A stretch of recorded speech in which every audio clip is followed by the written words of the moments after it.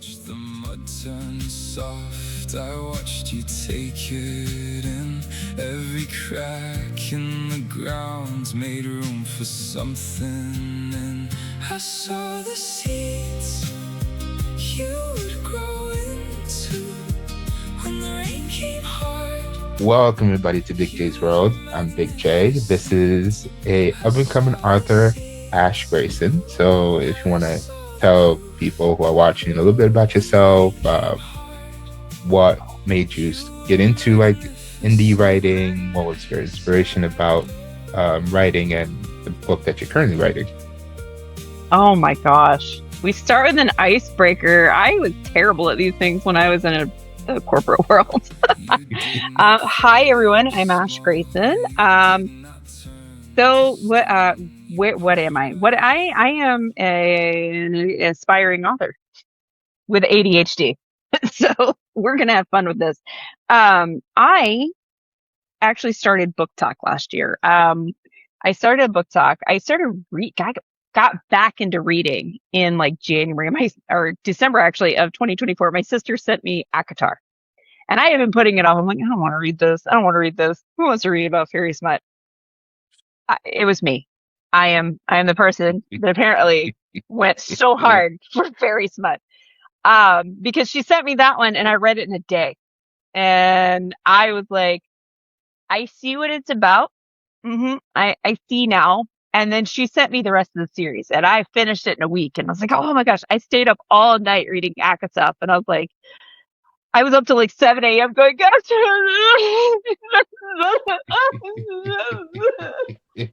it was great. It was awesome. And then I went to Fourth Wing, and I was like, oh my god, this is so beautiful.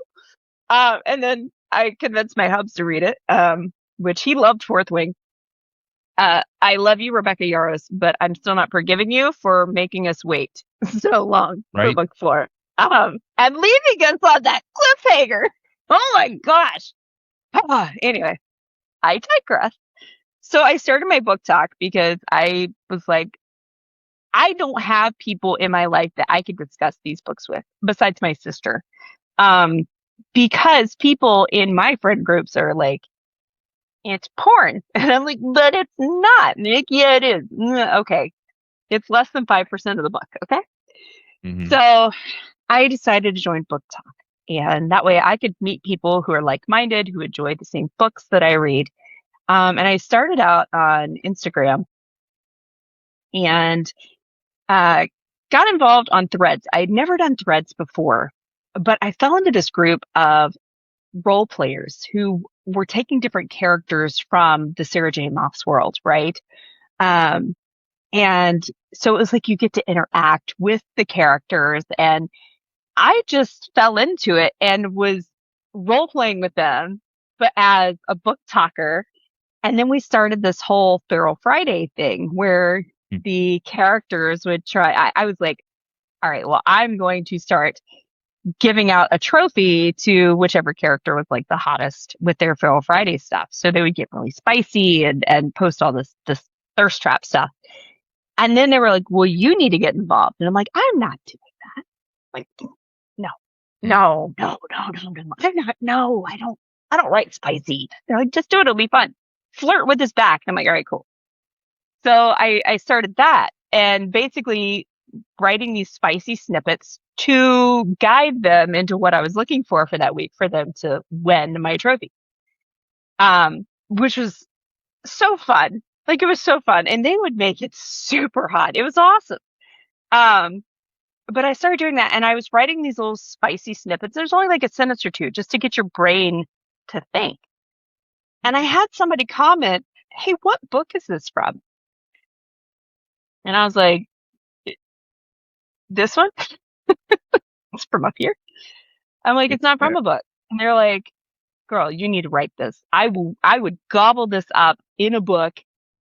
I want this. And I'm like, oh, right. So that started this whole thing. So I put that to the side for a while because it kind of dissolved a little bit, and I got onto TikTok and I started meeting these other indie authors. I became really good friends with this one author. Um, love him to death. He's like the sweetest. He does like sci-fi and things like that. And I became his moderator. He went live and had a lot of crazy people on there, but his was really nice. My first live went way different. So I ended up sending him a drunk text at like Right. 2 a.m. going, "Oh my God, if you just knew what I just went through." So he decided, he's like, "Okay, you mod for me, I'll mod for you." So he was going to be on my live the next time to make sure that nobody was going to mess with me. Well, we became really good friends. Like he's been so like helpful. His name's Cy Foster, by the way. I gotta plug him. He's Hi, doing Foster. amazing things. Cy Foster. So if you like sci-fi, he's got this trilogy that you can't see, but Mhm. it's called the All Being Chronicle. And it starts with Awakening, and then you read Expansion, and then Annihilation, and it's about kind of like AI taking over the world. It is really good. I mean, you sure it's sci-fi? Because let me tell you. It's it's about a young man who wakes up one day and his whole world is turned upside down. And it's really good. So I met him through that, and I'm not a big sci-fi person at all. It's not my genre, but I met him, and so I became his moderator. And then with him doing his lives, I started learning a lot about writing, Mhm. with the whole show versus tell, and you're really having to build the world using all your senses because the reader has no concept of what this is about if you're not explaining it to them because they're trying to build a picture in their mind. Um, so I learned a lot from him and I met a bunch of amazing authors, right? Became friends with Jen Zont, who wrote The Adventures of Harry and Maude. Mhm. Sweetheart, absolute sweetheart. Love her to death. But I did these lives in October where we were doing, it was like every Friday. It was called Specters and Stories, Tales of the Unknown. And so it was where I'd have people from all over the world, all over the place. They would tell ghost stories from wherever they grew up. And it was every Friday and it was awesome. And then it was one of those, we got to talking and I was doing storytelling for the low country ghosts from where I grew up. And it was more like, "Hey, you really should start writing. You're an amazing storyteller." And I'm like, okay. So November of last year, I put out that I was going to start writing a book. And I started this whole other story, right? Um, this whole other story, and it was dealing with grief and the concept of what if the dead grieve us too, right? Mhm. Um, and there was an angel of death in that book called Iris. And he didn't understand humanity at all. He has no concept of it, even though he deals with it. It's still foreign to him. Mhm. But because he's 7 feet tall and, he's an angel, all of my friends, all my female friends were like, "That's what I want. Right there. That's the one I want. Smash." And I Yeah. was like, "There's nothing sexual about them." Really, smash anyway. And I was like, "Oh God." So I put that one on the back burner and I'm like, "All right, fine. I'm going to create a character just for you." So it started as a joke. I was going to create this just joke book using all the tropes, right?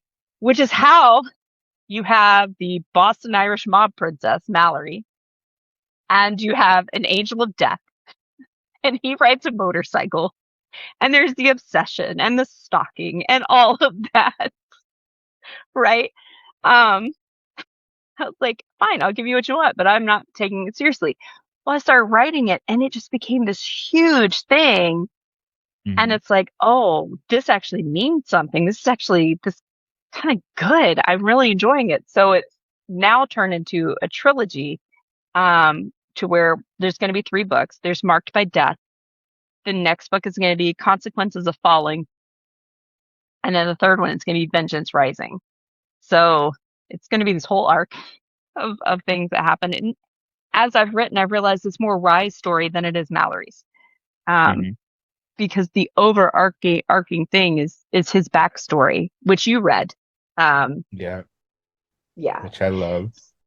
I know. Oh, Rye has my heart. He's really a teddy bear underneath all that broodiness that he's got going on. Hmm. He's a sweetheart. I love Rye so much, but don't let that fool you. He would totally destroy you if you messed with Mallory. And I'm just so and it explores that whole concept of what would you do for the person that you love? Would you defy the gods knowing that it would mean your death if it meant saving that person that you cared about?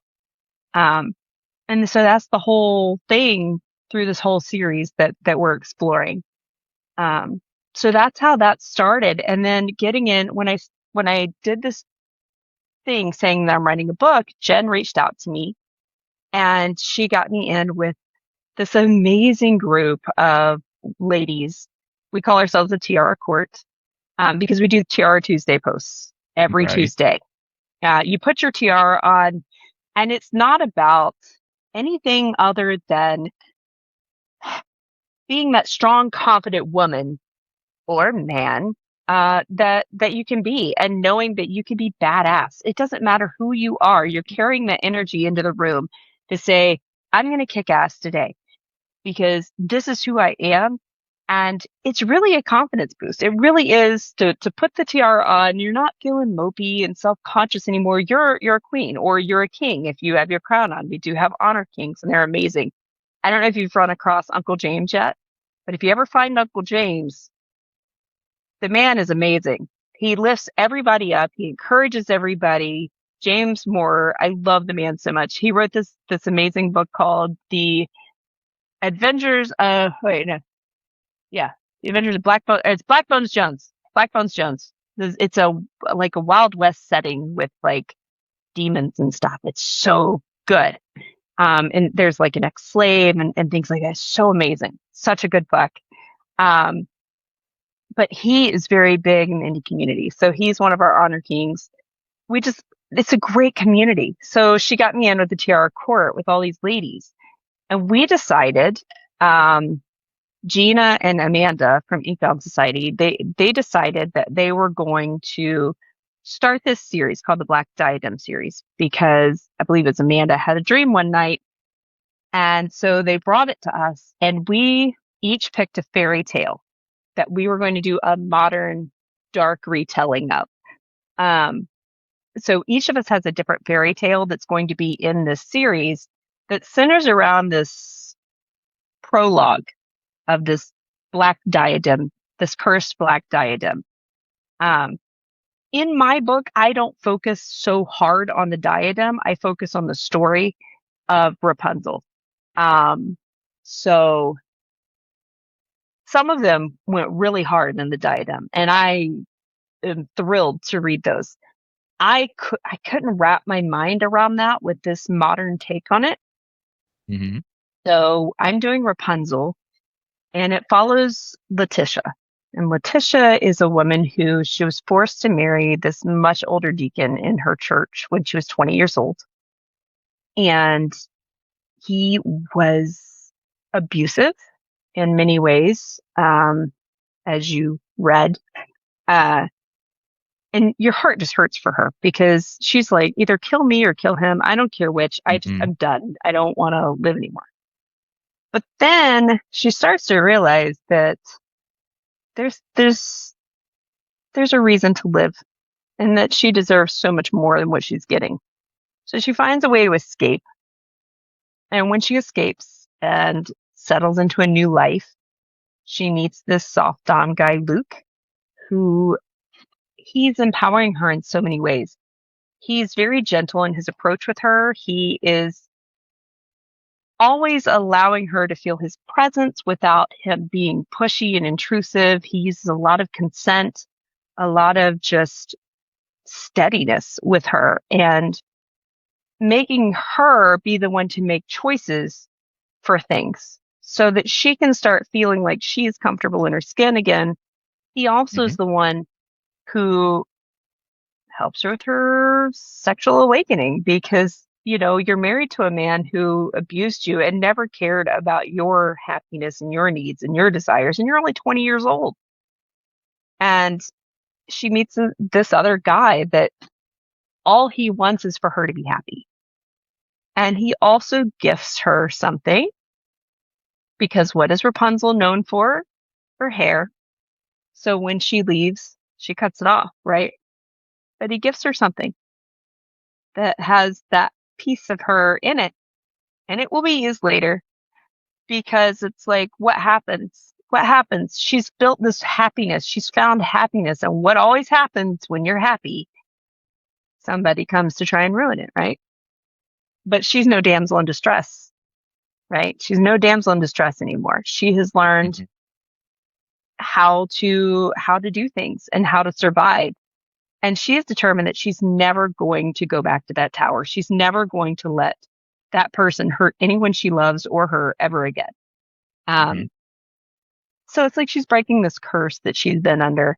And that's what my story more focuses on, is the healing aspect, and the just that psychological healing that she goes through. I wanted to tell the story that most survivors would want. There are a lot of people that go through those Yeah. things with abuse and domestic violence. And in my content warning, I made sure to put the numbers for RAIN and the National Domestic Violence Hotline, because I feel like it's so important that these men and women who are in these situations get the help that they need and know that there are resources available to them. And I Yeah. wanted to let them know that I understand, and I want them to see, though they may not be able to, and I would not ask anyone to, and I would never condone it happening. Mhm. Sometimes you just want to read that justice has been served, right?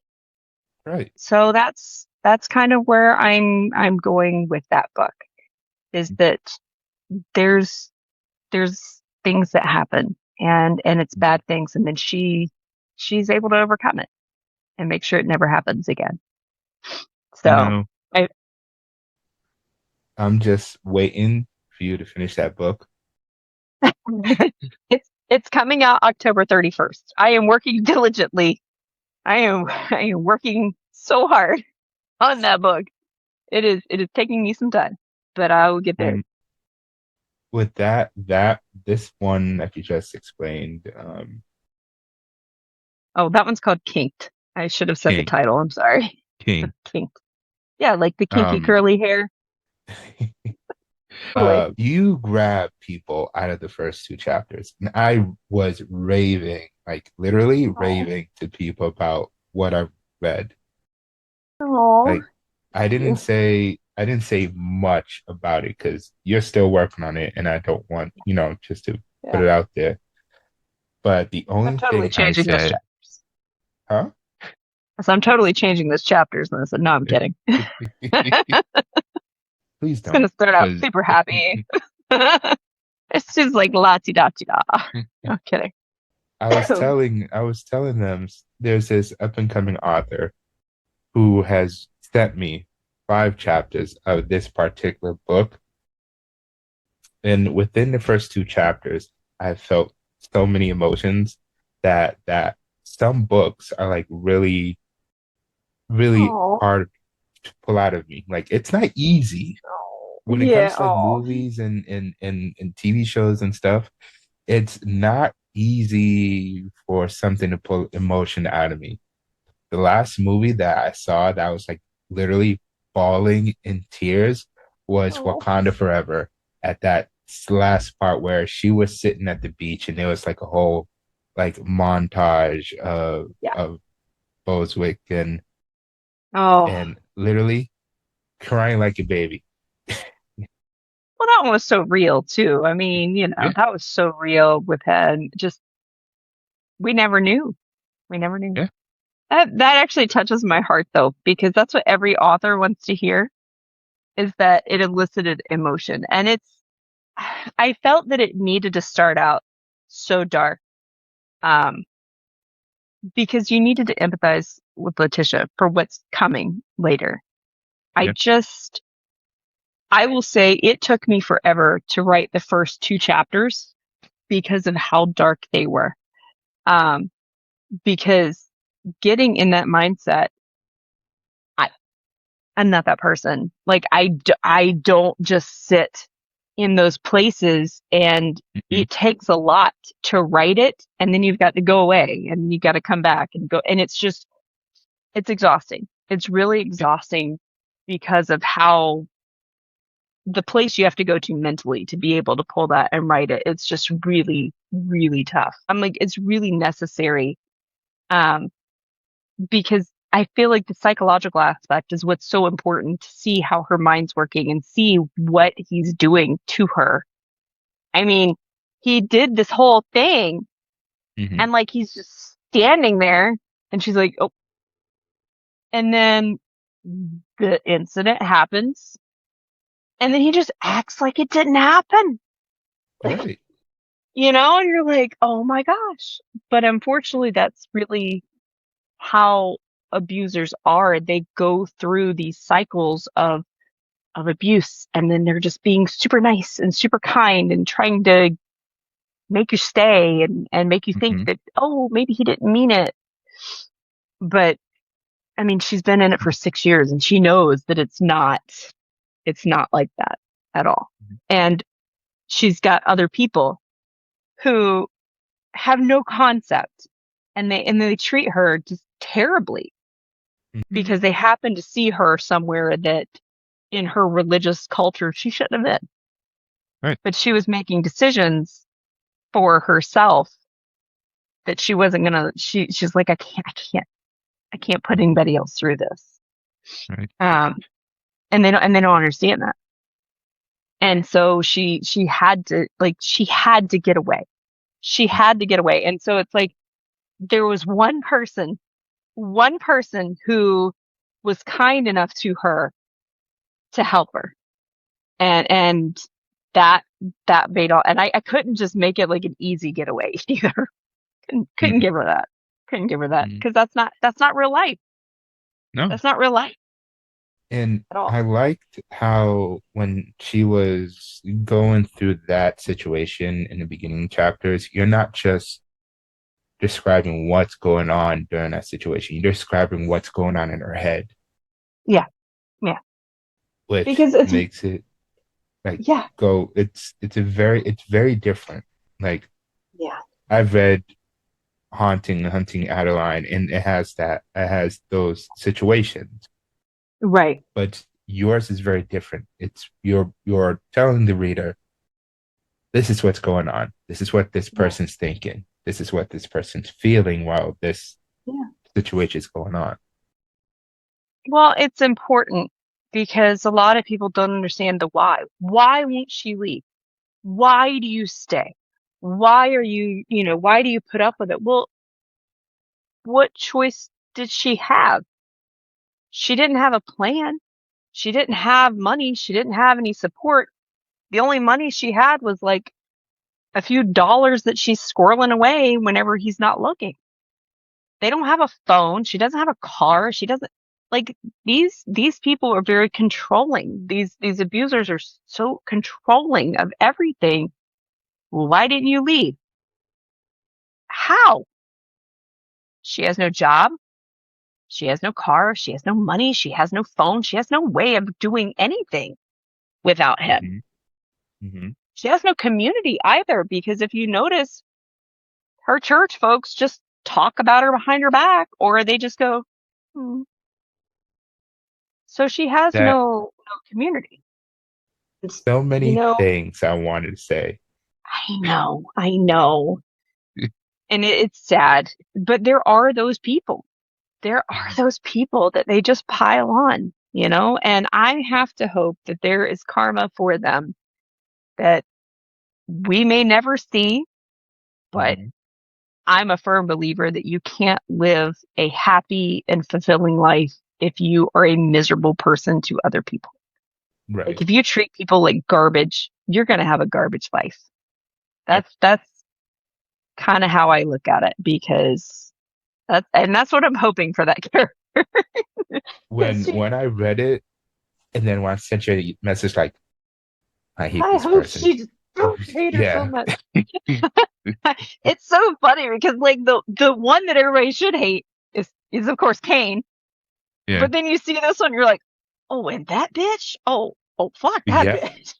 Yep. I'm like, Like, oh, this fucking like just immediately hate oh, I when hate she her. was yeah, when she came out of the bathroom and she like bumped in Oh and told yeah. her whatever Oh happened and stuff. I'm like, yeah. Yeah. no, No, she just no, yeah. And she's one of those people that are in people's lives that they're just jealous and they have no idea what you're going through, but they're just jealous and they want it, but they have no concept. And they're just out there trying to make you miserable. And it's real life. It happens. And it happens in those kinds of settings too. right. Like we're all supposed to be loving and caring for one another, but there's a lot of that in those settings. And you're just like, well, this sucks. I mean, but my favorite side character so far though has got to be Nancy. I Nancy Uh, she is Nancy a riot. Oh, I love Nancy. Like in my head, I picture Kathy Bates. Like Yep. I picture Kathy Bates, and I ran with it. I was like, how am I going to get her out of this? And then, so Nancy shows up, and I'm like, after all of this, I need a little comedic relief. I need a little comedic relief. I can't. Goodness. You, So you, Nancy came about. hmm And then after I wrote that chapter, I'm like, my friends read it and they're like, we need more Nancy. And I was like, all right, I got you. Because I was trying to figure out how she was going to meet Luke because I have it outlined, but I didn't exactly have an idea for that. And I'm like, I know what I'm going to do. Luke's going to be a doctor and Nancy's going to help them get introduced.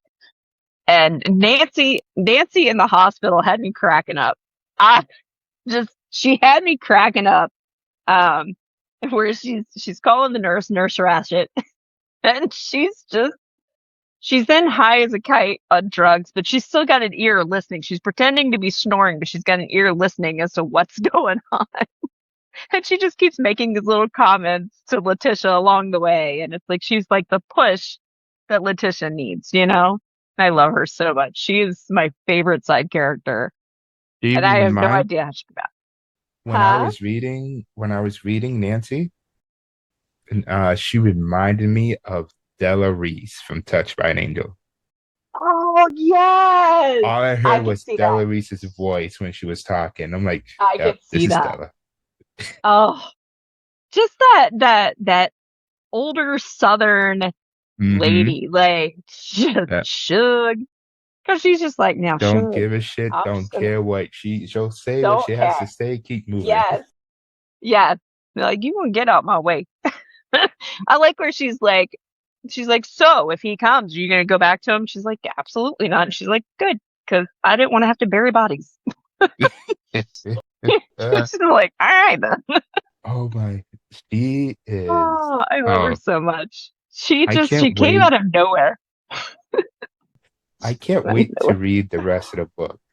And Yeah, you're having I me am. waiting, and this is really unfair. And it just literally just lives in my head. And I tell everybody, like, you gotta look out for this book. I'm telling Oh, you, it is gonna it's hit you hard, but you're gonna yeah. love. This one, Kinked, is coming out October 31st, and it is. I wish I had a book cover for it, but we're all still working on the book cover because they're going to be very similar but different colors. Um, but I'm excited because Amanda at Inkbound Society in Ireland is going to be carrying these books in her store. So Kinked, my Aw. first book, is going to be in Ireland, and I'm so freaking excited for that. Like it's the coolest thing for me. I just that's so cool. So super cool. So I'm really excited for it. It's just a novella though. It's not going to be very long. But I'm just Still, really excited. Yeah. it's gonna be an impact. And for I was talking to someone else who I had on a podcast. She's very into like dark romance, dark fantasy and all that stuff, of course. So Hmm. I'll send you her TikTok and then you could Okay, check her yeah, out. Yeah. that'd be She fantastic. is she is super sweet, super Oh, nice. She has great recommendations. I Um love that. I she's the read. one that actually got me into like the whole haunting and hunting Adeline and the whole dark romance thing. So funny story. I bumped into her live. I saw she like sits in her little, she made a closet into her like little library. Like you'll see books. She did the whole thing, shelves and all. She's like, I Yeah, don't, she does it herself. So I just bumped into her live. I'm like, I'm looking for something else to read because I've been like getting bored with like thriller and the only fantasy I read yeah, was Fourth Wing. yeah. So I was Oh, like love trying that. to get into it and stuff. And I asked her, I want to read dark romance, but I don't know where to start. Would you give me some recommendations? She was like, do you want heavy or are you just starting? I'm like, I'm just starting in the chats. I'm like, all right. So read Yeah, Lights Out and caught up. So I read Lights Out and caught up. Wait, I want something more. I'm a very black and white person, okay? I either yes, go left or I go right. I never stay in the middle, right? right. So I'm like, Yeah, I came in, finished it. I need something darker. I need more. It's She's darker. like, "Are you sure? Just forewarn you that that it's gonna be really heavy." So I'm like, "Haunting, Hunting, give me your favorite books. I I want to couldn't read do it. those." She's like, Couldn't do it. "You sure?" I'm like, "Yeah." I'm like, "All right." They get heavier. The first one's heavy. The second one's even heavier. Second one is brutal. For Yeah, 300 pages, it is brutal. I mean, Brutal. but they're between part one and part two, they're heavy, but they're very different type of heavy. Part Mm-hmm. one is like she's going through everything while she's like captive. Part two is Yeah. more emotional between the two main characters because now she Yeah. has to live outside and try to get her life back together. I struggled So, really hard with that duology just because I have a problem with Vade because he is the oh, guy that's supposed to be. I love everybody in Book Talk. Before I say this, I love y'all. Don't come at me. Okay, don't oh, come at me. Okay. she will defend him until the day she dies. I You I know a cannot lot of talk people that bad. do, and I will agree to disagree. But he's supposed to be this amazing good guy who's out here rescuing all these girls from this stuff, right? Hmm. And then what does he do to Adeline? What does he do to Adeline in chapter 18? Her no doesn't mean no. But Yeah. I understand that it's dubious and all that, but I just can't. And also that whole scene, I'm like, Yep. that thing's gonna cut you up. It's gonna rip Hmm. you apart. It's just Yeah. nah. No. Yeah. I'm Gun like, oil. whoa, Girl, you're gonna get okay. so many infections. No. Um, but I struggled with it and I just couldn't. And I get that she falls in love with him later. I totally get that. And that he would go to the ends of the earth for her. I totally understand why everybody loves him. I get it. Hmm. But I can't get past I can't get past how it starts. Um, I just can't. Although, and then I can't physically read this. I can't stomach what happens to her in the second book. I can't do it. Yeah. It is like, It's so. Now I love Bren Weaver. I love Bren Weaver and her Ruinous Love trilogy. Have you read that one? no, I'm starting to get into this whole dark romance thing. So, Okay. It's okay. So Lights Out is like the intro, right? right. To dark romance. Bren Weaver's books, the Ruinous Love trilogy, is kind of also an intro into dark romance because it's funny, it's comedic without being over the top comedic.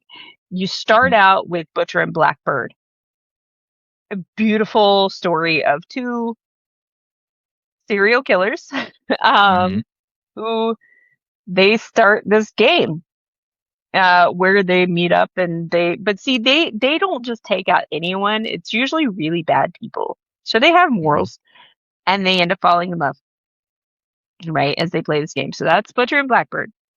And then we have Leather and Lark, where Rowan's brother from book one, Lachlan, there's an arranged marriage kind of deal with Lark, who is Sloane's friend from book one. And he is a contract killer. She is a serial killer, a very artistic serial killer. And they have an arranged marriage because there is a whole thing going on. And they end up falling for each other. But all of three stories kind of converge into one overall story. And so then you have Scythe and Sparrow, which is the third brother, Fionn, and this circus performer, Rose, who she does fortune telling and she rides the motorcycle and the big ball thing. Right. And she is a very terrible serial killer. She really sucks at it. And he's a doctor. And the three brothers, their stories are told through over the course of the three books, right? You start to see what happened to make them like they are from the three different perspectives. And then these women are like they are, their stories are told. But the third one, Scythe and Sparrow, is probably my favorite, followed very closely by Leather and Lark. Right. The whole series is good. It's good. It's funny. You've got to read the content warnings because the way she lists them out are hilarious. You will never look at orzo pasta or cookies and cream ice cream or cotton candy or maybe pizza and beer ever the same way ever again. To this day, I can't eat cookies and cream ice cream. I can't. She completely ruined it for me. She completely ruined it for me. Now I'm going to leave it at that and let you read Butcher and Blackbird for yourself. Add that to my TBR list. Yeah. Oh, it's so good. Well, she just started a new series with tourist season. It's the Cape Carnage series. So we have tourist season, and then harvest season is getting ready to come out. And I can't wait to get harvest season because I've been reading tourist season. I did Lights Out. I didn't really like Caught Up because I thought it was going to be more of the vibes from Lights Out, and it's really not. It was a very slow read for me. And then Game On, I got sitting on my nightstand to read it. I love Tyler from the first book, so I really can't wait to read his story. So if you like those kind, those were good. I like Dark Romance. I read the Lord series. Have you read those? Not yet. They're on my TBR. Also, the Soul series. That's my series. That's my series. By Harley LaRue. Oh my God. That series is so well written because again, it's the same story told from different perspectives. And it's so good because you're meeting these characters in each book and you're like, oh, it makes sense now. I love it. I love it so much. It's just, I've got a weird thing for Demon Smut, which I find funny because I'm writing about an angel. There may be some allusions to not demons, but other fallen angels later in the series. In the series. I'm reading The Vicious Lost Boys. I've heard that one's really good. I haven't read it yet. I read The Never King. I'm reading The Dark One, which follows his second in command in that story. Yeah. But The Never King is supposed to be really good. The Lord series is good. It keeps you hooked, because all the spice is 5. Like, it's the second book, the center, the spice was like 6. Like, I was like, my eyes have been open to things, and I was like, damn. I bet Heavy was like, what are you reading? Nothing. He was like, you know what, keep reading it. Keep reading it. Yeah. So I liked that series a lot. The only book I really didn't care for was Sabotage, which was a novella that kind of it's a little separate from the Lords because you have the Lords with the first three books, and you have Sabotage that kind of links the characters in that one to Tyson Crawford in book three. And then you have the Carnage guys, which was you have Carnage, you have Madness, and you have Chaotic. And those are now my brain is just, I forget their names. But those guys who they're not the Spade brothers, that's what they're called. They're lords, right? Like the first three lords, but they are all working in Carnage. Mhm. So, and they're a little bit more fucked up even than the lords are. They have been so psychologically manipulated and tortured that they are so fucked up in the head. But they kind of have to be because they're running this place where all the bad lords go to be tortured to death. So they kind of have to be desensitized a bit. So it's pretty crazy. It's pretty crazy to see how those go. Madness seems to be everyone's favorite, and Chaotic. I have not finished Madness, and I have Chaotic. I just haven't finished it yet. Right. I get busy. I get busy. But yeah, So highly recommend that. when writing, when you're like in the mood to write, um, what do you have like next to you? What's like the most important things you need to get comfortable and start writing? My laptop. Duh. Mhm. I have to have probably my earbuds and my phone so I can listen to music to kind of drown everything else out. I got to have water, and sometimes I will have my notepad and pen.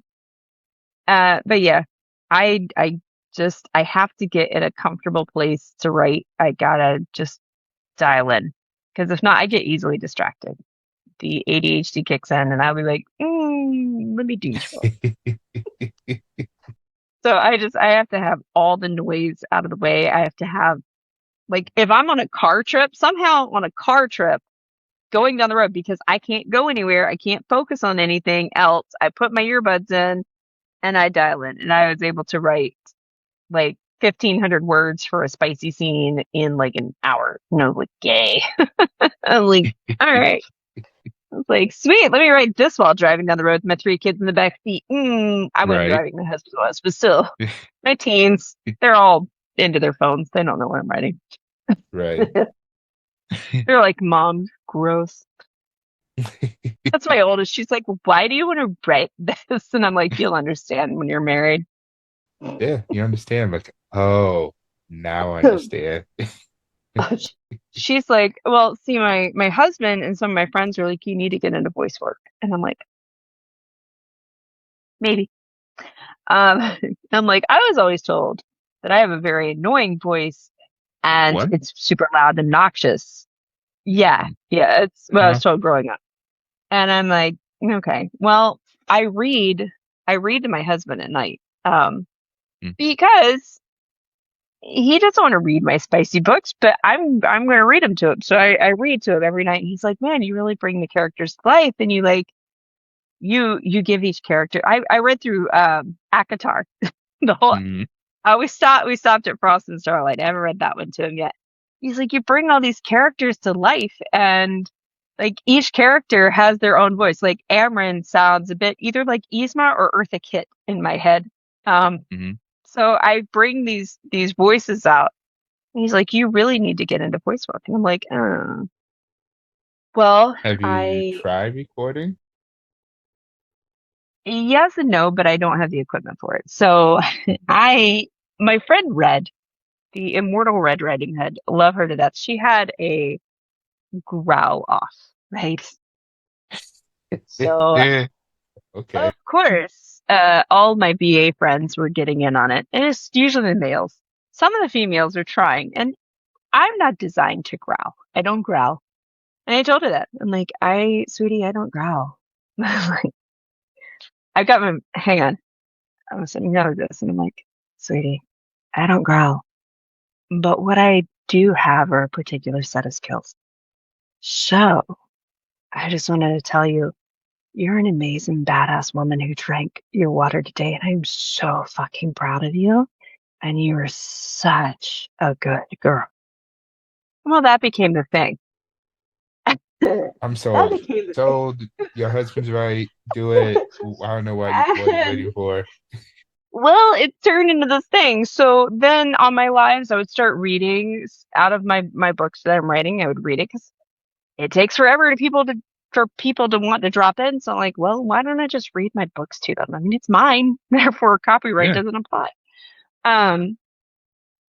And people are like, man, your voice is really soothing. And I'm like, well, Yeah. like, it's so weird.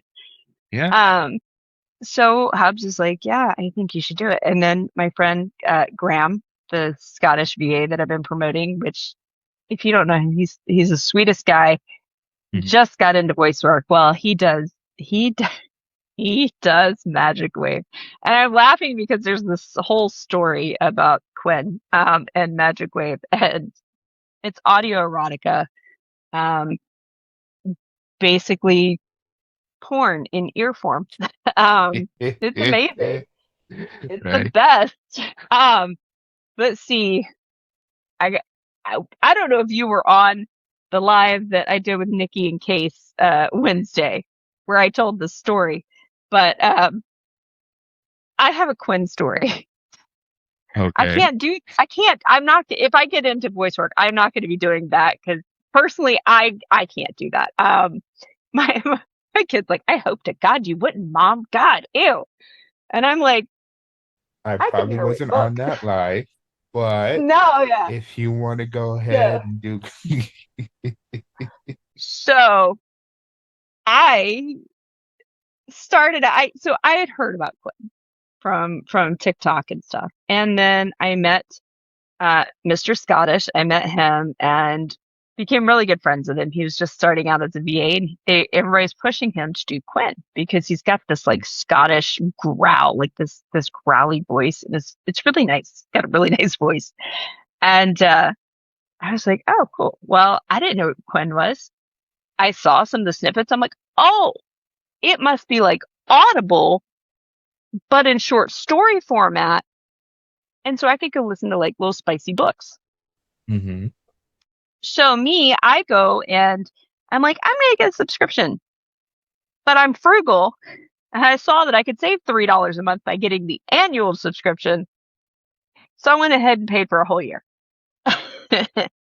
And I start listening to one and I'm like, why is there only one person talking? Where's the other half of this story? Where's the other person? hmm And so I message Graham. I message a dude going, I'm listening to Quinn and I don't get it. And then I go to the ladies group chat and I'm like, I don't get what this is about. And my friend Jen is like, sweetie, that's like things you listen to with solo time. And I was like, oh my God, I'll be right back. So I'm like rushing over going, oh my God, Graham, I had no idea this is what this was. I had no idea. I swear I'm not doing that while I'm listening to these things. Oh my God. So then I'm like, you know what? Fuck it. I'm going to listen to it. I'm going to see what it's about. Right. hmm So I go and listen to one and I'm just like, oh my God. Like, what have I done? Like, I have paid for a whole year of this thing. And I'm like, oh my God. Did he just, yeah, he did. Oh my God. Okay. Well, so that became a whole thing. And I'm like, I'm sitting here with a year subscription. What am I supposed to do with this? Because it was there was like research. And I'm like, okay, well, fine. So I saw that some people do reactions to things they're listening to on Quinn. And I'm like, you know what? Fuck it. That's what I'm going to do. So I'm like, okay, y'all suggest things. I will react to them. And that's how it started. So I got one and I was sitting there listening to it and I'm just like, like the whole time. So I speed it up. Yeah, I clip out Yeah. the boring parts where I'm just going, Mm-hmm. and then just put the stuff that where I'm just well, my friend Jen does script writing, and she wrote a script for Graham over on Magic Wave, which I had a subscription just for the one poker face challenge they had, and I failed miserably because I could not keep a poker face. So I'm like, this is my friend. This is my friend doing this, and Yeah. hearing my friend, I'm just like, oh my god, this is I can't, I can't. And I'm like, okay, but he's really good, but I can't, Right. I can't. Oh God, I want to support him. I really do. He's like, well, if I get on Quinn, I cancel your Quinn subscription. I'm like, well, no, no. God, I know all the people over Highly, there. this is So, highly entertaining. oh my gosh, I've got to actually edit my video for today that's going up because Yeah. it's Feral Friday while we're recording this, and I've got to edit my video to post later, and I'm just like, oh my God, can't, I can't. Jesus. But yeah, it's fun. They do have non-spicy audios though. They have these relaxation audios that are amazing, and I listen to them when I'm trying to sleep at night because my brain doesn't shut down. There's one that I really love to where they're taking you on like a car ride through the countryside or whatever, and you're just like, this is nice. This is really nice. So Have kind of you like the thought calm out. about have you thought about voicing the main character in King? Actually, yeah. Yeah, I have. Yeah. I figured because it's a novella and it's mostly in her POV, actually it's all in her POV. I have thought about doing the audio for her, especially since she's in a southern town. And Right. I think I could Southern Town, USA, because I haven't given an actual location. Um, I think that I could voice her and then pay a male VA to do the dialogue for Kane and for Luke. Um, I could absolutely voice Nate. Oh, and Alex, because there was a third Mm. dude in there. And I could absolutely do the voice for Nancy and maybe for Bonnie, these other little characters that are just in the background. Um, I just have to get the equipment, which I think I'm going to be getting that next month to Mm. try and get used to using Audacity and using the equipment and working with my voice to try and make things sound good. Got nervous. You Really sound nervous. great. Like that little part that that you did. I was like, so Oh my I can hear God. it. I get in so much trouble. I get in so much trouble with that because I'll just start playing Yeah. around. I'm very ADD, so my lives don't have any, there's no structure. And it used to be Mm. nighttime lives on Fridays, and it would just devolve because it was fun, and it would devolve into me calling people good girl and good boy on my lives because it's like, well, fuck it, why So not? funny. Yeah. Oh, like, Oh goodness. No, oh yeah. definitely pursue that because you do Oh, have the voice to voice act, like to oh, do thank the you, VAs for like for your characters and stuff. That thank oh, you. your husband like caught on real quick. Well, he gets to hear it every night, so Right. he's like, I like that one. Yeah, he's a sweetheart. He will be my cheerleader and do whatever I need to do to succeed. He's like, babe, you're doing a great job. And I'm like, read my book. He's like, fine. And he's like, that's good, babe. And I'm like, oh, thank you. So he's like, It's this line doesn't make sense. And I'm like, oh. He actually the second chapter of Marked by Death, where she is in shock. He is the only one of my alpha readers, because I fixed it before I sent it to you. He's the only one of my alpha readers who pointed out that she didn't wash her hands and they're caked with blood before she's making this sandwich for Patty. And I'm like, oh, girl. I'm like, oh, he's like, trust me, she would notice the blood uh, before anything else. Even in shock, you're gonna notice. And I'm like, Good point. Seals in Good the point. flavor. It just seals in the flavor. You never know. Listen, it was a pastrami. It was a pastrami sandwich on rye, Who wouldn't? with Swiss cheese. Nobody's gonna notice. Little bit of blood mixed in. Nobody's gonna notice. Yeah. Like, what is this? Oh, it's ketchup. It's- It's a minerally, irony, salty ketchup. Just added flavor. You know what? That's the pastrami brine you're tasting. Trami brine. Oh, love it. Oh my Love god. it. He is he's the best. He had, I think it was what, pastrami and Swiss with spicy brown mustard on rye, toasted. I think that was his sandwich of choice. There you go. He's just so unbothered. He's like, all right, well, the only reason he did that is to get her out of the room so that she could like like get into the whole I need to start moving and doing and not stay right here in this moment. So he was trying to get her out of the room and get her away from that until he got there. And it's like, go have her make a sandwich. And she's like, well, I don't know where they are, so we're gonna make a sandwich. So, Marked by Death, what made you decide to have it in Boston, instead of having it where you live and where you are familiar with the location? Well, we don't have the Irish mob here, for Right. one. Y'all have the biggest and probably one of the best St. Patrick's Day festivals outside of like Georgia. I So, mean, yeah. and honestly, there's just an appeal to Boston. There's an appeal. There's a lot of historic stuff there, and it's just everybody's familiar with it. And it just seemed to be like when you look at it, especially lit up at night, you look at it, you could see somebody zipping down the highways and stuff on a motorcycle. And you could see like the rain and the reflections and things like that. And then there's one scene where I didn't mention it by name, but after seeing it, it was Christopher Columbus Park, out there by the wharf. And I understand that the North End is more Italian and where she is more Irish. But she had business out there, right? In my world, there's business out there. I get that it's Italian, but in my world, there's business for her down by the wharf.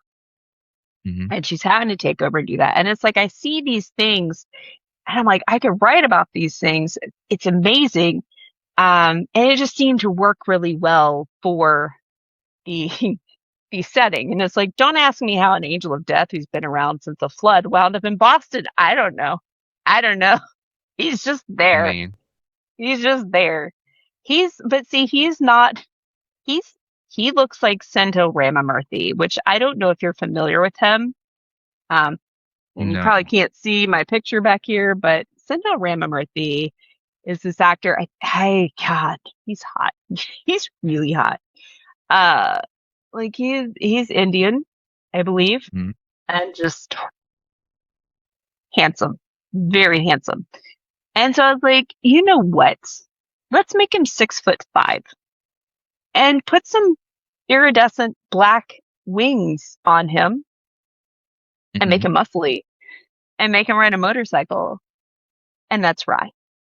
But Rye sounds like, and I heard Sindel Ramamurthy do a British accent on one show he was on, and I was like, okay. Yep. So now Rye kind of sounds like Tom Ellis from Lucifer in my head. Okay. Yeah. So you've got this really hot Indian looking guy Hmm. with Tom Ellis personality, like Lucifer personality. And that's Rye. Because at the very beginning of the book, he's like, this is the part where I should say, don't be afraid. But, and it's like, well, why? Because Mallory O'Rourke, I am death incarnate. And you're just like, oh. So, like, oh, okay. Right? Yes, sir. Yes, sir. And I was writing that whole scene where he's just like, she's like, Mhm. I'm going to kill you. And he's like, you could try. And he's like, don't court me. Don't follow me. Don't try and find me because I will kill you. And it was like, and then all of a sudden he's the one looking for her all the time. He Right? can't get around the dead. Well, it's funny because like, you know what? Fuck it. I'm just going to move on. It'll be fine. And the next thing you know, he's getting the death call to Hmm. a bar. And of course she's got to be there. So, so he's like, I yeah, mean, it just, you know, it will be a great spot because you have right over by the wharf in Christopher Columbus Park. So across the street from that is Quincy Market, Faneuil Hall area. So you have Quincy Market in the middle, you have Faneuil Hall like in front of Quincy Market. And during the night, it's all lit up oh, wow. on both sides, and it's all like brick and cobblestone between the two areas, which Well, if you always remember, makes he went down and circled around and sat in an alleyway before she left. uh Remember? Do you remember that part? yeah, yeah. I was like, yeah, right there. He's right there around all that. And I'm like, oh, okay. So I appreciate the pictures you've sent me because now I can be like, Yeah, I might need to adjust that scene a little bit.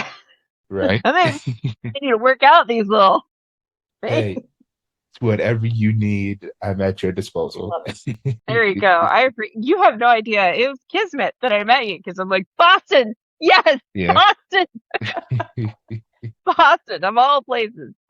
Yeah. So, yeah, I love that. I love that area. It was very beautiful. The pictures I saw were just gorgeous, and I tried to make it as realistic as I could, given that I've Mhm. never been. I was really working hard to try and make it seem believable and Yeah. plausible that he was there.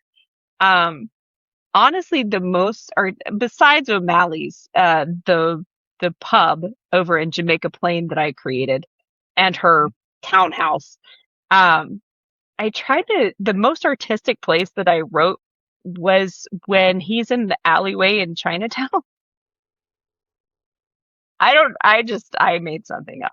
And, he's in that alleyway with the kid who is OD'd. And Mhm. like, I'm just going to try and paint a picture. It may or may not exist. And then you sent me a picture of like this, it looked like the alleyway that was in my head. Oh, that It alleyway, really yeah, did. that's in the North End. Yeah, but it was what was in my head. It was Yeah. so funny because I'm like, okay, all right, I can do this. I can do this. Now just picture some restaurant dumpsters and we'll be okay. We'll be okay. We got Oh, this. I could get there's definitely an alleyway that you're describing in Chinatown that I walk Yeah, by that's what I a need. lot. I need that. But I was like, okay, how can I make this realistic? Because I've never been, I don't know. And I didn't grow up in a huge city, right? For me to know what this kind of stuff looks like. I mean, I spent time in Charlotte, North Carolina, and that's like the biggest city I think besides DC, that I've ever been in. Well, Atlanta. But sitting here and trying to write that, I'm just like, we're gonna focus on the smells. We're gonna focus on the smells and the feeling of the pavement, the things that he's smelling to try and bring the scene to life. Mhm. And then I'm like, and how is he going to get out of here? And where is he going to go? He's going to get out of here. And like, I'm looking at a map of Chinatown. And I'm like, all right, what's he going to do? He's going to get on his bike and he's going to head to the highway and he's going to head over to the north end. Why not? So he's leaving Chinatown, going downtown crossing past the shops, heading towards going by Faneuil Hall, Haymarket, and then he Yeah. gets to the North It End. was, it was like, I how appreciate can it. I describe this without describing it? Because I'm like, all right, we're going to get on the highway and we're just going to go. We're just going to go down and we're going to get off on this exit. Because I'm looking at the map going, okay, so there's this. Oh, and here, oh, look, there's an exit right there. There's Yeah, like an exit. Oh, this is where we're I going, could guys. definitely picturing literally the streets that I walk, picturing him riding a bike into to the Oh North End. yeah, just cruising along. And then her dad and Patty and her all grew up going to St. Stephen's, uh, Hmm. because that's the church that I just was like, this name sounds very Catholic. Which And is sure like enough, there's a St. the Stephen's in Boston.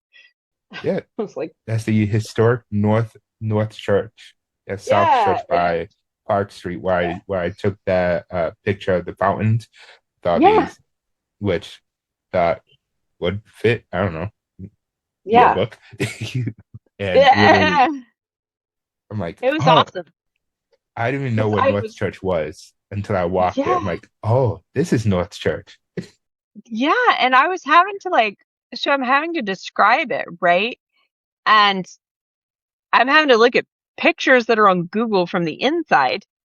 And I'm like, oh my God, I don't even know how to describe this church. And I'm like, hopefully I'm doing it justice. And then, like, okay, we're going to go back to smells. How do old churches smell? Like we're just going to try and bring it to life. Like I'm actually there. I'm not a poser. I'm not a poser at all. But it's like this is the process when you're writing. There's so much Mhm. you're trying to bring that person into the world that you're And creating, and that's the part that's the hardest is focusing on these itty bitty little details that's going to immerse somebody in that scene. Um, mhm. like the mortuary scene where she's saying goodbye to her father, and you know you're describing a corpse. Right. Well, how are you going to describe a corpse? But you can't just describe the corpse like a clinical thing. You're having to do it from the viewpoint of a daughter saying goodbye to her father. Mhm. And that corpse looks different than like random Joe corpse. You know what I mean? Like it's that scene is going to be different for somebody when it's personal like that than it is, when it's impersonal. And it's just Mhm. having to pour those details in and layer all these things. It's hard. That is the hardest Yeah. part, I think, of writing. That I'm finding that and words. Words are hard. Yeah. Words are hard. Words, they're very hard. Words are hard. I'm like sending you a message. I'm like, oh, I misspelled that. All right, we're Yeah, just gonna keep yeah. going. We'll fix it in edits. We'll just fix it in edits. I was listening to so they had the human voices only thing going, and I sent some snippets to different VAs, and I listened to one, and I'm like, oh no, that sounds really repetitive. I used beside him twice in a row. Hmm. I'm like, I gotta go fix that. So it's like you don't notice, like when you get in these writing groups, you're just and writing. And then you go back and you read it and you have used black 14 times in a chapter and you're like, I need another color. I need to find another way to describe this rather than black, inky, oily. It is Like it's very, like very dark gray. it is void of color. It is Yep, dark like my soul. you're right. It's just it's all these different colors and finding other words for looked or smiled. Um, I try not to use dialogue tags too much because I get tired of she said, he said, they chortled, they laughed, they giggled, they exclaimed. I don't do that. So I will do dialogue and then I tell you what they're doing, you know, after they've said this. Like, oh, stop. I tug at the sleeve and I giggle into my hand, it's those kinds of things. I try not to do the dialogue tags too much because it just tends to Hmm. it gives it a hard stop, and I don't really like those too Tends much. to run on sometimes because when I read, especially with fantasy book, there's a lot of like descriptive and stuff. I'm like, Yes. I'm trying, just get to the point, please. You get it. There's tall towers World and building. Oh my all gosh. that Sarah stuff. J. Maas is the queen of world building with Yes. her Throne of Glass and ACOTAR and even Crescent City. But I don't need an entire 2 pages of world building, I get Hmm. it. I can see it in my head. You're basically in a beach town, and I get it. That's summer court to me. Okay, Hmm. beach town, woo, party. I don't need to know. I don't care. I just want to get to the next thing. But I Hmm. love it because I can see it in my head. But at the same time, I'm like, I don't need to know that her dress looks like a Disney princess dress. I don't care. That was Right. kind of my problem with Throne of Glass, is that it was so much world building, and I'm like, I'd like to get to the story, please. My ADD is like, can we get to the story now? Can we start like slashing people with swords? Because Right.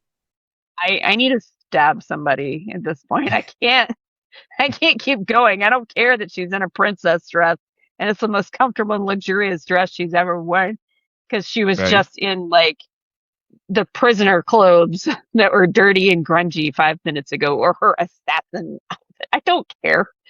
I don't No. care. Like literally, when I'm reading a book, I'm like, how many pages is this chapter? I'm like, "Oh, this is gonna be a long chapter." My chapters are long though. No, but I they would they not have a may be chapter long. long, but you don't you have the reader like engaged and it doesn't feel I long. try to. Like Yeah, I try you to. put so much that it's like, okay, this I know this next chapter is not gonna be boring because this one was Oh, so good. what's so funny is when you're writing it, you're like, I feel like I've been here forever. This is moving so slow. And then you read it and you're like, oh, that actually wasn't slow. It was just how long it took me to write it. That made it seem like it was moving slow. I'm like, this chapter sucks. Like chapter 2, I'm like, oh my God, this is so boring and so heavy. And then I reread it in context and I'm like, oh, actually, that wasn't too bad. Oh, that was actually pretty good. So yeah, I get it. I totally get it. Like I can't write like that. I gotta have something going on instead of just building the world. Like Right. in Kinked right now, I'm working on the chapter where he takes her to the gun range to go shooting for the first time. And it starts out where she's describing the shooting range, but there are things that are happening. It's not just this whole thing. It's like he comes out the door and she falls and he catches her, and it's like, oh, ha ha ha ha. And then they go inside and she's explaining what the inside looks like while he's grabbing stuff. And then they meet Bonnie, and Bonnie's being all funny and silly. And it's like, these things are Yeah. happening. It's not just, and then there was this, and then there was this, and over here is this, and over there. Like, I get it. I get it. There's all these I mean, different buildings in this fantasy world. That's why I can't write fantasy. I can't do it. Can't. you you you have no clue how hard it is not to like tell someone, here's your stuff, read it for yourself. And I won't do it out of respect for you because you're writing your I appreciate that. I but appreciate that. But it you is can send them so my way. so When difficult to like here, read it. Like literally, I just read it. You have no you got yeah. Yeah. Well, I think arcs are opening up for the Black Diadem series probably either end of September, beginning of October, so they can have like 4 weeks to do arc reading. So I will eventually be looking for arc readers Sign me to up. read. You Yeah, already could read send it and my way. put comments. Listen, you don't have to do any videos. You could just put a blurb on Amazon and Goodreads and all of that when it comes out, because I would be eternally grateful to get like 50 plus reviews. Good reviews. Um, Yeah. 3 and higher, please. 3 and higher. It's being Don't higher. don't tag me in bad reviews, please. That's just rude. Like, Yeah. if you didn't like it, you didn't like it. That's cool. I'm sorry, but not every book's for every person. Now, if it's because my writing was bad, please send me a DM. Be like, this sucked because your writing sucks, and you really probably should reevaluate what you're doing with your No, life. I don't think anything like that's gonna come your way. But Oh, thank you. I I I'll be the really have first been one to trying. sign up because I need to finish what I happens know. after chapter 5. Because I know. when it ended, I'm like, Like, You just left they me got a there. coffee date. Like, yeah. Oh What yeah, because happened during the coffee date? you got 4 chapters oh no, you got 5 chapters for Gee. Kinked, and then you got 5 chapters for Marked by Death, I think. Yep. Yeah. Yep. Oh, yeah. I was Marked like, by Death I is was, about to take a turn. yeah. Marked by Death is about to take a turn. Yeah. I'm like sitting there reading, and I got to the last page that she sent me. I'm like, Where's the next one? literally, it literally reminded me of Onyx Storm when I read that Oh, last full page, and I'm like, where is it? that made me so mad. Oh my gosh. I was like, no, no, no, no. I was at work finishing the book because I read while I work in the office because I'm by myself and no one comes and goes in there. Yeah. And I'm at the last page, and thinking that there's going to be more because it's like 3 or 4 pages at the end. And I flipped it over. I'm like, literally flipping pages over. I'm like, this is This is it? freaking Is it? this. Yeah, I Oh, I was literally so closed my mad. I was book, like, wow. slammed it on my desk, and chucked it in my bag. I'm like, this is It awful. wasn't, yeah, it wasn't even, excuse me, it wasn't even the cliffhanger that made me mad. It was the fact that we aren't getting another book till next year. Yeah, That I'm like, are you serious? Are you no, serious? Now I gotta wait. absolutely not. So, And but Marked by Death, I'm trying to have out by next year. I don't know when next year because it's had to go on the like, back burner while I write Kinked. Because they're trying to get that out by October 31st. So hopefully next year we'll and have that. And again, then I have, yeah, and then again, and then again. I've got that trilogy I've got to write, and then I've got some others on the back burner. My friend Nikki and I were joking about a cozy cottage core contemporary rom-com based off the Betty Crocker Handle Salad, which is what we're gonna call it. I don't know if you've ever seen it, but it's like a pineapple ring sitting on lettuce, and there's a banana coming up with uh, a cherry on top and the whipped cream. yeah, It's so wildly inappropriate, but it was supposed to look like a candle, and it mm, never looked like a candle. So she and I were joking about that, and it's. I was like, I gotta write this. This is so freaking funny. It's got to be like the most absurdly spicy Hallmark book ever for it speak, to even be. speaking So about that, have you read one about the chicken nuggets? So this one with chicken nuggets, this one with the Kool-Aid man, and this those are one with by vegetables. Vera Valentine, I think. She also Yeah. does the Squeak. She has one called Squeak, and it's about balloon animals. And she has oh, what's the one on the door? There's Oh, the door Unhinged. one, Unhinged.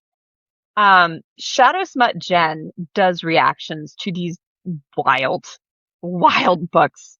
There's one she talked about that was about these cheese shifters, to where this girl, she winds up, she goes into the basement of this, like it's a cheesemonger restaurant thing, and it's like these Parmesan cheeses that turn into men, but it's like dude, like dude on girl, dude on girl, dude on girl, dude on dude. It's cheese shifter, and I'm like sitting there in my mind going, could you imagine how bad that would smell? Just just Ah, cheese. Like, couldn't we do like a chocolate cake shifter? Like no, something that doesn't smell like cheese. Like, I'm like, oh no, no, I know what cheese smells like, and that is not very pleasant. I could not imagine. you just imagine Imagine. the sweat and the Oh, musk. oh, that Right? funky that funky cheese smell after it's been in like the plastic wrap for a little too long. It's got that Mm-hmm. funky sweaty cheese smell, and you're just like, ugh. But she does these amazing things. I love following her. She's so funny. And I'll send her a message and be like, where are you finding These things. There was one that was a Christmas tree shifter, which that was funny. Uh, Okay. that was hilarious. She's got all sorts of that she's been reading. I'm like, where in the world? She's like, they Right. find me. They find me. That's insane. Um, yeah, she's like, Insane. I read them so you don't have to. I'm just like, oh my God. So I've got one in the works. It's gonna be kind of funny. And then I have two others. One, I want to delve into Scottish Kelpie lore, and because you don't have romances with that, I'd like to do a Kelpie romance, which I love Scottish Kelpies. I've got a tattoo going on my thigh Which of a is Scottish looks Kelpie. fantastic, by the way. Thank you. I go next Saturday for more Ooh, work. all right. Yes, I can't wait. It's amazing. If they aren't familiar with Scottish Kelpie lore, the Kelpie um, came about. So Scotland is surrounded by water, and there are a bunch of waterways and locks and all of that. And women and children would often go missing, Mm, usually swept out to sea and things like that. So they were like, listen, if you ever go near the water and you see a beautiful horse near the water, you don't touch it because the legend goes that if you touch the horse, you become fused to the horse and it will carry you back into the water where it eats you. So there's all this Kelpie lore, and it's this beautiful, majestic horse. And because I've seen tattoos and it's like the peeled back face of death. And I'm like, that's not a Kelpie because Kelpies are mhm. beautiful. That's why they're dangerous because there's just something slightly off about them, but you don't realize it until it's too late. Right. So I'm doing a Kelpie romance to where a girl gets dragged down into the water to the Kelpie king. So I'm going to create that world. And then there's another one that explores the concept of always being in the wrong lifetime. You're always meeting someone in the wrong lifetime. And then it's Mhm. this woman who she keeps having these dreams about this man. And I don't know if you're familiar, but when you dream about a person, you can't dream of a face you haven't seen. Psychologically, you can't. Your brain cannot put together a face that you haven't seen before. So when you Mhm. dream of a person in your dream, you've seen that person before somewhere. Right. And so this girl is having these dreams of the same man and her at different points in history doing different things. And she's like, I don't understand, right? Why do I keep dreaming about this person? I don't know who he is. I've never met him. But then on the flip side, he's looking for her. He's looking for Mhm. her because he knows he's lived these lifetimes and he understands and he's Right. looking for her. And it's like always meeting in the wrong lifetime until they finally meet up. And Mhm. that's what that book's going to try and explore. So I've got a few that I'm working on, along with my original with Iron. Poor Iron, he's just a side character. Mhm. Just like, well, so I've got books that will probably be keeping me busy for a few years. Yay. Hey, we Yay. can't we can't wait for those books to come out. I know. Appreciate it. But Appreciate it so last much. question before we end this. I've always asked this question to everyone I know. I know where I All right. stand on it. Just wanted to see where you stand on it. So, Uh-oh. do you or do not crack spines? Do I or do I not crack spines?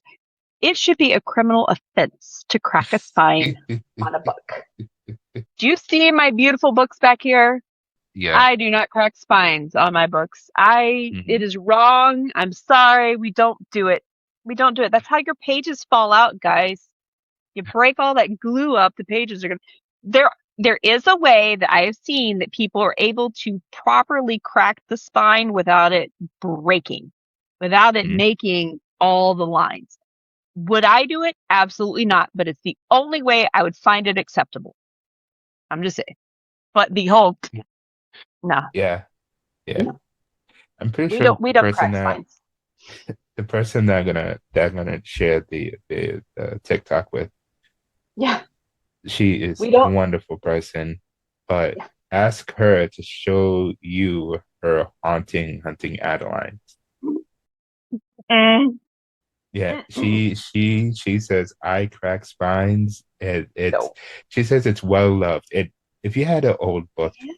and you read it multiple times, naturally the spine is Yeah. going to crack. You know. Yeah. I have one that my husband bought me that was used, and it was all cracked and beat up. Yeah. And I'm like, I didn't do it. I also do not dog ear pages. I will Mm. I will grab a receipt. I will grab a sticker. I will throw an earbud in it. I will I will do whatever. I will I am not. I will put my phone in there. I'm not dog earing a page. I can't do it. Can't do it. I love my books I and I love how they look, and I'm like, please. Like my friend Nikki, I bought her book, Scars of the Fawn, from Amazon. And Amazon, I don't know, when they do the printing, like the laminate did not stick. It's not on her, guys. It's not on her. It's on Amazon and yeah. their publishing. So I let her know, I'm like, Nikki, this book, I don't know what's going on because I take care of my books. And this one is, so she was so sweet. She sent me a brand new copy, autographed, of Aw, Scars of the Fawn. And I was like, oh, I love you, Nikki. Nikki's the other half of my brain. She's like my bestie. I love her so much. My book that's awesome. bestie, my author bestie. I love her. We think so much alike. Think so much alike. She's amazing. But that's a good one. If you want, it's dark romance, but also just life. It's a lot like Kinked in many ways, where it's just freaking life. Mm. There's it's so funny. So that this is how I got to know Nikki. I started writing Kinked, and I told her about Kane and Letitia, and she's like, "Holy shit, there's a Kane in my book as well." And I'm like, "No." And she's like, and I'm like, "Yeah, he's abusive." She's like, "Same as mine." And I'm like, and then I started describing my character, and she's like, "Yeah, have you met Rogan?" I'm like, she's like, she's like, "Have you read my book?" I'm like, "I haven't yet." So it's like the similar, like everything between us is so spooky similar. It's like Lindsay Lohan, like, oh my God, like we're so See, freaking similar. It's not even funny. Our writing style, everything is so similar. And I haven't even read, I've read it now, but when I was mhm. doing my writing, I had never read. I'm like, oh my God.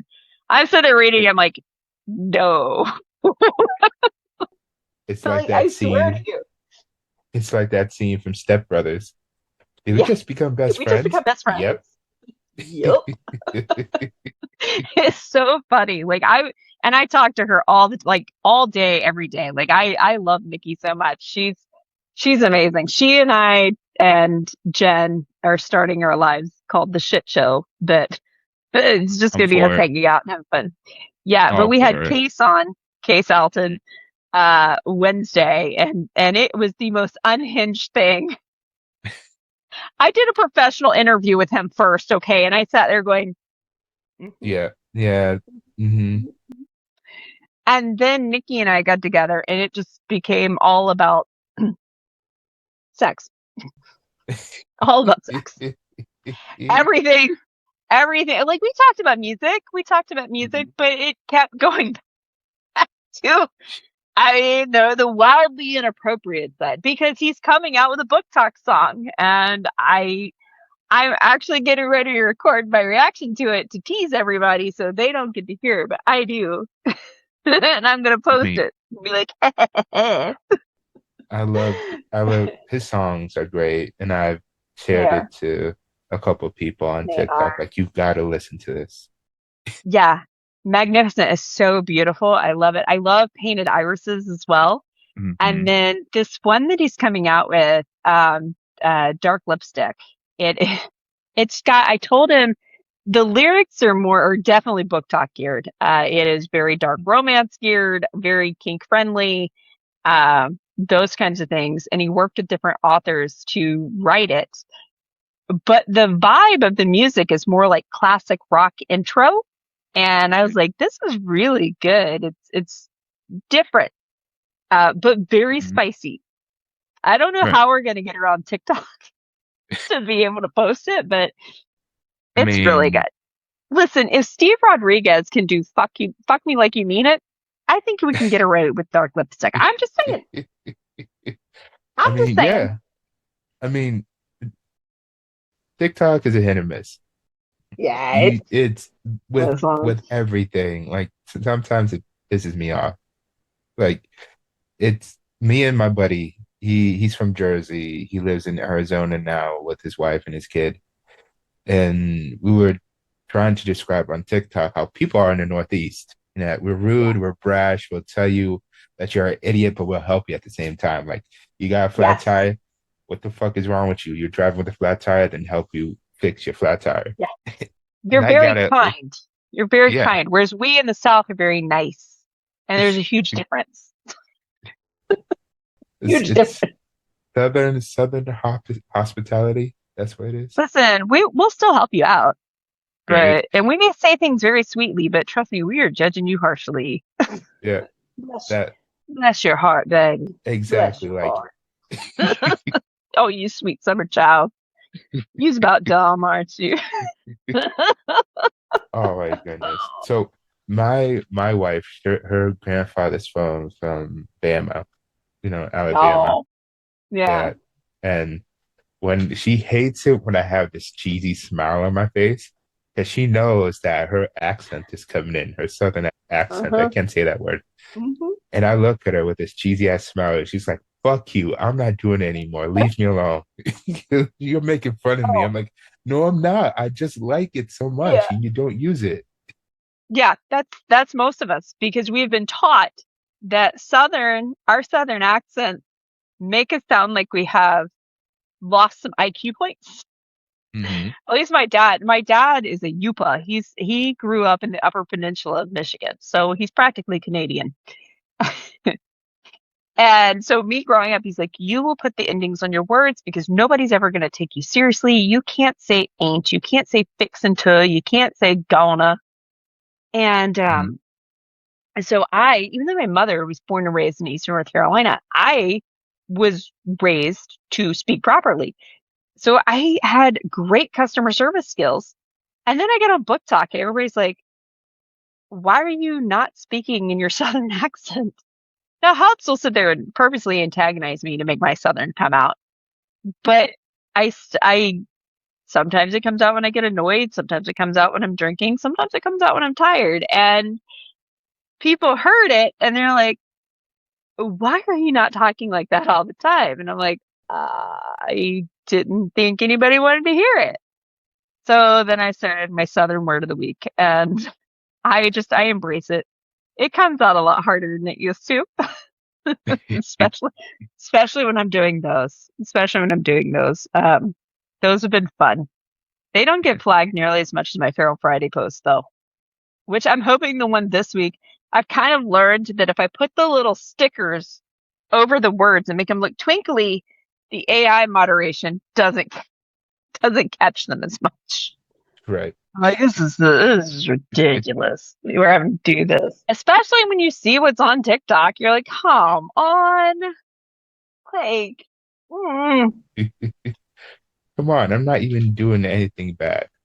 Seriously. I'm not dancing around with my junk flopping around like this guy is. Like, I'm just putting words up here, and they're not even like the spiciest words I could use. I'm just saying. They're like, no, this is unoriginal and low quality. I'm like, you're unoriginal and low quality, Gertrude. Maybe you need a shorter vibrator. I'm just saying. Damn. Sorry. The ADD came out.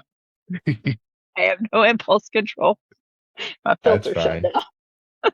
down.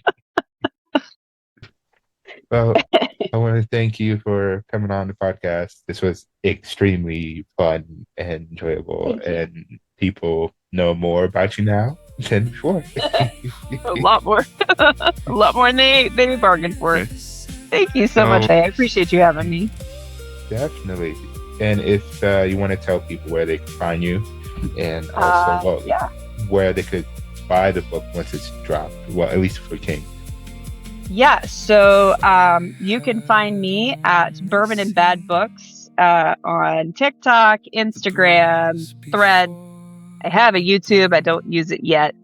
I'm hoping to get a website up soon so we can do newsletters. And then when the book's published, you'll be able to find me on Amazon. I think we're going to be doing, well, you can do Ingram Spark, and I can try and do BNN and Inkbound Books. So, yeah. And hopefully I will have my website up to where you can just buy them from me. There you And go. make more money. Yeah. Make more money. That would be awesome.